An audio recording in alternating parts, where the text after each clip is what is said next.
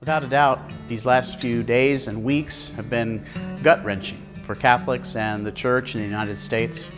Sadly, the sins of a few have tainted the good and faithful work of many, both lay and clergy alike. As we continue to pray and call upon God, who is the face of mercy, remember to be kind and compassionate to those closest to you. Our readings for this coming weekend remind us that being slaves to sin and selfishness is nothing new. The Israelites of old, our ancestors, after being freed from slavery by God, quickly became complacent. Again and again, they had to be reminded of how God led them through the dark and the challenging times to times of great joy and abundance.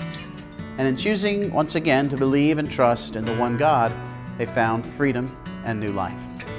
The Gospel brings to a close the Bread of Life discourse, with Jesus asking his followers, "Does this shock you?" Other translations say, "Does it shake your faith?" Yes, feeding on his flesh and drinking his blood is radical. It's probably no coincidence then that John 6:66 says, "As a result of this, many of his disciples returned to their former way of life and no longer accompanied him."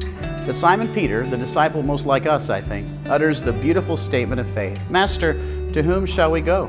You have the words of eternal life."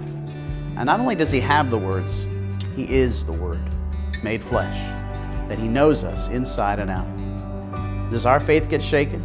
Do the actions of people who are supposed to be holy shock us?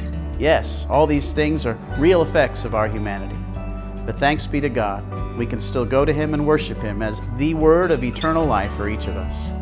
As we gather this weekend, let us come to celebrate the promise of eternal life in our lives, and let us do so with joy and thanksgiving. See you in church.